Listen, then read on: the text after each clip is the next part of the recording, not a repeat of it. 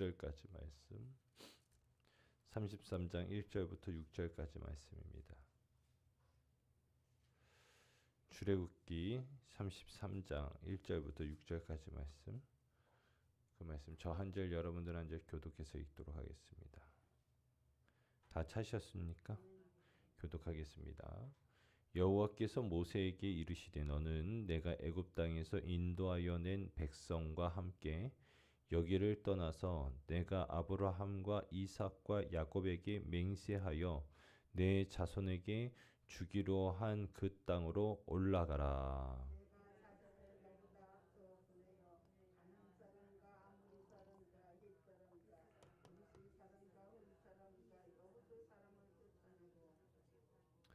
너희를 적과 꿀이 흐르는 땅에 이르게 하려니와 나는 너희와 함께 올라가지 아니하리니 너희는 목이 곧은 백성인즉 내가 길에서 너희를 진멸할까 염려함이니라 하시니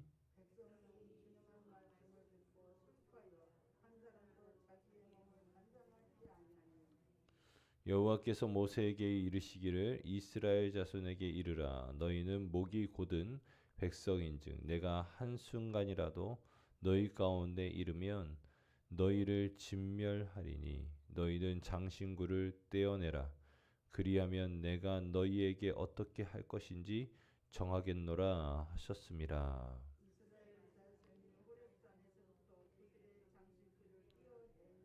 아멘. 할렐루야. 오늘 이 시간에 오늘 새벽 예배 오신 여러분들 한 분 한 분을 예수님의 마음으로 사랑하고 존경하고 축복합니다.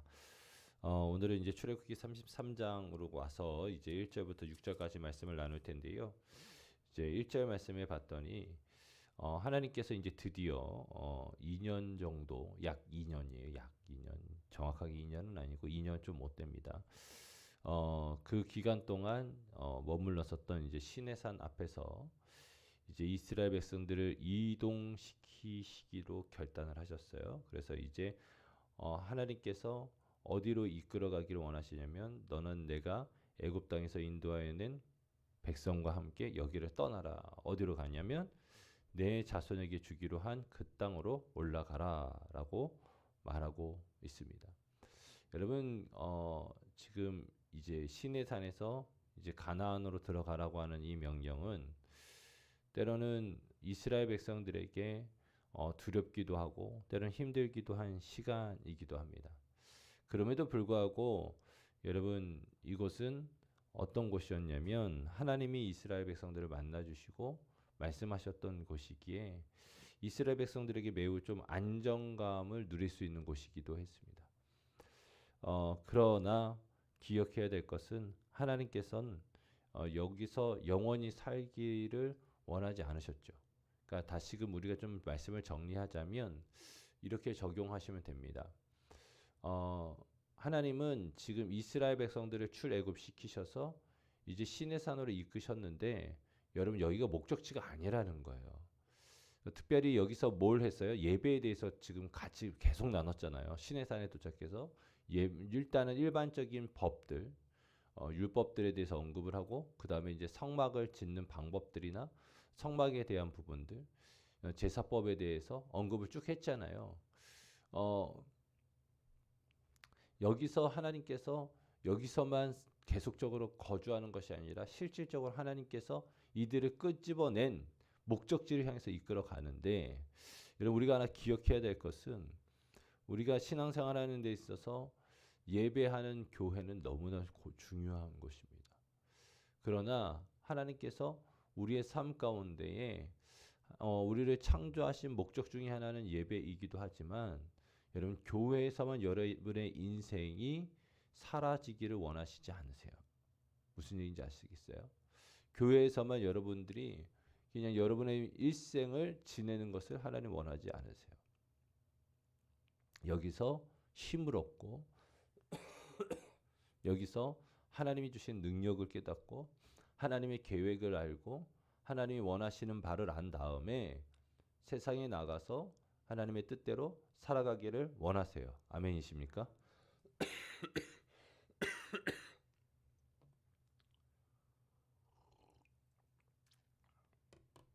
그래서 지금 이스라엘 백성들도 실질적으로 하나님께서 만나주셨던 이 시내산에서 이제 그들이 떠나서 이제 하나님이 진짜 살아야 될, 이들이 살아야 될 땅으로 인도하시겠다라고 말하고 있어요. 자, 그런데 여러분 오늘 말씀을 읽으실 때 우리가 집중해서 보셔야 돼요. 그러지 않으면 매우 중요한 부분들을 놓칠 수 있습니다. 우리 신앙생활하는 것과 이것과 매우 깊은 관계가 있는데 여러분 잘 보셔야 돼요. 내가 사자를 너보다 앞서 보내겠대요. 그래서 지금 하나님께서 먼저 하나님의 사자, 뭐 천사장일 수 있겠고 때로는 하나님께서 부리시는 하나님의 어떤 능력자들일 수 있겠습니다. 그들을 먼저 보내서 가나안 사람, 아모리 사람, 헷 사람과 브리스 사람과 히위 사람과 여부스 사람을 어떻게 하겠대요? 쫓아내겠다는 거예요. 우리보다 앞서 나아가서 우리 대적을 쫓아내겠다는 거예요. 얼마나 좋은 일입니까? 얼마나 감사한 일이에요? 얼마나 기쁜 일이에요? 얼마나 행복한 일이에요? 너무너무 좋죠. 상상만 해도 너무너무 좋지 않겠습니까? 여러분 그리고 나서 어떻게 하냐면 너희를 적과 꿀이 흐르는 땅에 이르게 하려니와 너무 좋죠. 즉 이제 하나님께서 우리에게 적과 꿀이 흐르는 땅을 허락해 주실 거예요. 너무너무 감사한 일이고 너무너무 기쁜 일이에요. 그런데 여러분 뭐라고 말씀하시냐면 나는 너희와 함께 올라가지 아니하려니. 여러분 이게 문제인 거예요. 자 보세요. 하나님께서 이제 이스라엘 백성들 출애굽시키시고 나서 시내산에 있다가 이제 하나님이 드디어 목적지를 향해서 출발하려고 해요.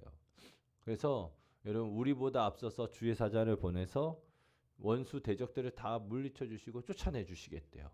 그리고서 이제 그 땅 적과 꿀이 흐르는 땅을 허락해 주시겠대요. 그런데 하나님은 같이 안 가시겠대요. 여러분 어떻게 하시겠어요? 여러분 기억하세요. 거기가 아무리 좋아도 거기는 하나님이 없잖아요. 하나님이 안 가신다고 하셨으니까 거기는 천국이 될 수 없어요. 기억하셔야 돼요. 우리가 너무너무나 가고 싶고 너무너무나 얻고 싶고 너무너무나 좋은 곳. 그런데 거기에 하나님이 없지 않아요? 거기는 지옥이에요. 여러분 천국이 진짜 천국이 되는 이유는 그곳에 하나님이 계시기 때문에 천국인 거예요. 거기에 길바닥이 황금이고 건물마다 온갖 보석이 박혀져 있다고 해서 천국이 아니에요. 거기에 유일하신 하나님, 영원한 하나님이 그곳에 계시기 때문에 천국인 거지. 하나님이 안 계신 곳은 아무리 화려한 곳이어도 천국이 될 수 없어요. 천국이 될 수 없어요. 여러분 우리가 하나 여기서 배워야 할 것은 바로 이거예요. 우리의 인생사 가운데 이러한 일들이 있을 수가 있다니까요. 이런 일이 있을 때가 있어요. 아, 내 눈앞에 이제 한 걸음만 내딛으면 우리가 그토록 소망했었던 일, 그토록 귀히 여겼었던 일, 때로는 그토록 기도했었던 그 일들이 펼쳐질 수 있어요. 그런데 거기 하나님이 안 계시겠다는 거예요. 그러면 여러분 어떻게 하시겠어요? 그럼 여러분들은 어떤 선택을 하시겠어요? 제가 이제 예를 많이 들고 있는 예수 전도단을 만든 로렌 커닝햄이라고 하는 목사님께서 이제 선교 단체를 이끄시고 이제 청년들하고 때로는 전문가들하고 같이 선교를 하러 다니세요. 배를 타고 각 나라들을 다니시는 거예요. 때로는 지나다니면서 섬에도 들려서 진료도 하고 문화 사역도 하고 교육 사역도 하면서 복음을 전하는 그러한 일들을 합니다. 그러다가 여러분 하나님께서 그 목사님에게 아주 큰 배를 보여주세요. 그 지금 끌고 있는 배는 너무나 노후됐고 이제 수명이 다 해가고 있고 여러 가지 시설들이 불편하고 사람들은 더 많이 헌신하겠다고 몰려오고 있는데 배는 너무 작아요. 너무 옛날 배예요. 그러고서 기도하고 있는데 하나님께서 꿈과 환상 가운데 보여주셨어요. 아주 크고 좋은 배를 의료 사역하기에 너무나 적합한 배를 보여주셨는데 딱 때마침 그 배가 매매로 나온 거예요. 그 어떻게 하겠습니까? 동역자들에게 편지를 보냅니다. 동역자들에게 후원 요청을 합니다. 집회에 가서 그런 사역들에 대하여서 그런 일들에 대해서 설교를 하고 도전을 합니다. 많은 사람들이 함께 펀딩을 해주고 기도해주고 헌금해주고 여러 가지 소문을 내줘서 후원해주고 도와줍니다. 돈이 막 모이는 거예요. 순식간에 재정이 막 차여지는 겁니다. 그런데 그 목사님께서 아주 기쁜 날, 정말 재정들이 다 채워지고 있는 그날에 하나님 앞에 기도하고 있는데, 여러분 그 시작 가운데 그 일들 가운데 아주 중요한 하나가 빠진 것을 깨달아요. 그게 뭐냐면 예수님이 안 느껴지는 거예요. 예수님이 안 보이는 거예요. 예수님이 느껴지지 않고 예수님이 보이지가 않으니까, 여러분 그가 봤던 배, 이제 이 배면 정말로 더 빠른 곳에 가서 더 많은 곳에 가서 복음을 전하고 예수님을 전할 수 있겠다 싶었었던 그 배, 꿈과 환상 가운데 보였던 그 배, 상상할 수도 없는 금액이 순식간에 모여서 이제 살 수 있었던 그 배를 기꺼이 포기해버립니다. 왜? 예수님이 안 계시다고 느껴지니까. 여러분 지금 하나님께서 말씀하신 거예요. 야, 내가 앞서 내 사자를 보내서 너희 대적들을 쫓아내 주겠다. 그리고 너희에게 적과 꿀이 흐르는 땅을 주겠다. 그런데 나는 그곳에 함께하지 않을 거야. 라고 한다면 여러분 어떻게 하시겠어요? 내려놓으실 수 있겠어요? 저는 내려놓을 수 있기를 예수님의 이름으로 축원합니다. 왜? 그곳에 하나님이 안 계시면 아무리 좋아도 그것이 우리의 목적지가 될 수 없어요. 여러분의 목적지가 될 수 없어요. 제가 예전에 여기 이제 오기 전에 옥년동이라는 동네에 살았다고 했잖아요. 거기에 엄마들의 꿈은 송도에 들어가는 거예요. 송도에 들어가서 사는 거예요. 저희는 원래 이제 송도에 살다가 나왔잖아요. 송도에서 부교육자 생활을 했으니까, 송도에서 살았으니까, 송도에서 살다가 옥년동으로 이사 왔다고 그러면 사람들이 다 놀래요. 둘 중에 하나, 저 사람 망했거나 아니면 이상하구나. 둘 중에 하나다라고 얘기를 해요. 왜 거기 살다가 여기 왔냐는 거예요. 우리는 다 저기 가고 싶어 하는데. 근데 여러분 기억하세요. 아무리 그곳이 좋다 할지라도 거기에 예수님이 계시지 않으면, 거기에 하나님이 계시지 않으면 가서는 안 되는 곳이에요. 아멘이십니까? 저 오늘 말씀 준비하면서 제가 출애굽기 정말 많이 읽었거든요. 근데 이 말씀이 사실상 제가 출애굽기 강의하는 가운데 가장 크게 왔던 말씀 중에 하나예요. 이번에 다시금 성경을 읽으면서 가장 크게 왔던 말씀이에요. 여러분 꼭 기억하십시오. 하나님이 무엇을 주신다고 하더라도 하나님이 함께 하시지 않겠다라고 하시면 여러분 기꺼이 내려놓으세요. 기꺼이 내려놓으세요.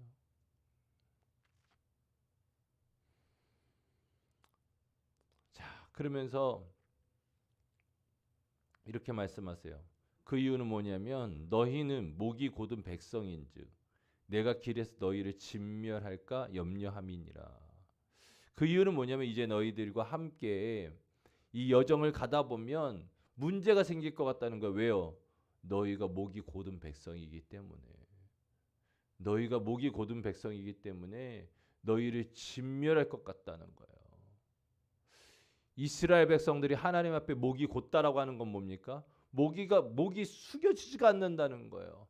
우리의 신앙적인 태도가 숙여지지 않는다는 거예요. 제가 말씀을 준비하다가 사실은 어떤 분들이 좀 떠올랐어요. 죄송해요. 어떤 분들이 좀 떠올랐는데 이 말씀을 제가 묵상하는 가운데 무서웠어요. 그렇게 목이 곧으면 이렇게 될 것 같은데 어떡하지? 라는 생각이 들었어요. 하나님 앞에 여러분 수그리세요. 괜찮습니다. 하나님 앞에 수그리시면 하나님이 높여주시고 하나님이 세워주세요. 여러분 기억하세요. 이 영적인 원리를 꼭 기억하세요. 하나님 앞에 낮추시면 하나님이 높이세요. 하나님이 높이시는 그 순간이 진짜 우리가 누릴 그 순간이지, 내가 박박 기어서 올라간다고 해서 올라간 그 위치가 내가 누릴 곳이 아니라는 거예요. 자, 그러면서 4절 말씀에 백성이 이 준엄한 말씀을 듣고 슬퍼하여 한 사람도 자기의 몸을 단장하지 아니하니. 여러분, 그래도 이 당시에 이스라엘 백성들은 깨어 있었던 것 같아요. 바로 직전에 여러분 무슨 일이 있었어요? 금송아지 사건이 있었잖아요. 여러분, 그 처참한 사건이 있었음에도 불구하고 여러분 이들이 그래도 좀 깨어 있었던 일들이 있었나 말이에요. 하나님이 안 가신다고 하는 이 말씀이 어떻게 해요? 슬퍼요. 그래서 어떻게 해요? 자기 몸을 단정하지 않아요. 자기 몸을 가꾸지 않아요. 여러분, 자기의 삶이, 일상이 무너질 정도예요. 이해되세요? 그러니까 여러분, 우리 가운데 이러한 마음이 있어야 돼요. 하나님과 동행하지 않으면 내 일상이 무너질 정도여야 한다는 거예요. 자, 그러면서 5절 6절 말씀 봤더니 여호와께서 모세에게 이르시기를 이스라엘 자손에게 이르라. 너희는 목이 곧은 백성인즉 내가 한순간이라도 너희 가운데 이르면 너희를 진멸하리니 너희는 장신구를 떼라. 그리하면 내가 너희에게 어떻게 할 것인지를 정하겠노라 하였습니다. 여러분, 장신구라고 하는 건 뭐라고 했어요? 예전에 이방 종교하고도 관계되어져 있다라고도 말씀드렸지만, 또 하나 나를 드러내는 거예요. 장신구를 하면 내가 드러나요. 내가 돋보여요. 내가 더 이렇게 꾸몄으니까 내가 더 무언가 나타내 보이려고 하는 거예요. 하나님은 어떻게 하라는 거예요? 내가 아니라 그러한 것들을 내려놓고 하나님이 빛나게 하길 원하신다는 거예요.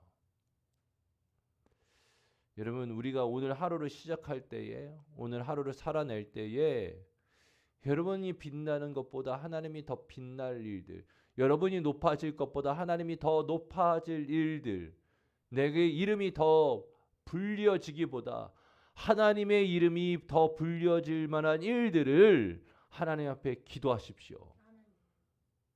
그러한 일들이 나타나기를 소망하십시오. 그때에 이스라엘 자손이 실질적으로 어떻게 했습니까? 그들의 장신구를 다 띄어버렸어요. 그들의 장신구를 다 띄어버렸습니다. 다 빼버렸어요. 저는 소망하는 건 여러분, 이들의 신앙적 태도가 저는 너무나 좋아요. 너무나 좋아요. 하나님이 함께하지 아니하면 안 가겠다는 거. 일상이 무너질 정도로 그것이 힘들어지는 삶. 그리고 어떻게 합니까? 내가 드러나기보다 하나님이 드러나기로 결정하는 삶. 그것이 이번 한 주간의 삶이 되어지기를 소망합니다.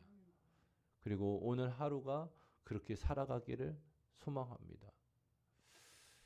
저는 거듭 말씀드리지만 오늘 이 말씀이 제가 이번 출애굽기 강의할 때 가장 기억되는 말씀일 것 같아요. 여러분, 잊지 마십시오. 여러분들에게 어떤 것을 하나님이 주신다고 해도 거기 하나님 안 계시면 기꺼이 내려놓으십시오. 진짜 기꺼이 내려놓으세요. 하나님이 계셔야 천국이고 하나님이 계신 곳이 우리의 인생의 목적지예요. 여러분, 넓은 길, 막 대단한 길, 고든 길, 형통한 길을 막 가는데 그 끝에 하나님 안 계시면 여러분, 그건 실패한 길이에요. 좁은 길, 굽은 길, 내가 이 길로 가는 게 맞나, 원수도 만나고 사망의 음침한 골짜기를 지나도 여러분, 그 끝에 우리 주님이 계시다고 한다면 잘 간 거예요. 잘 간 거예요. 여러분들 꼭 주님이 계신 그곳을 향해서 나아갈 수 있기를 예수님의 이름으로 축원합니다. 찬송가 370장 같이 찬양하시고 기도하겠습니다.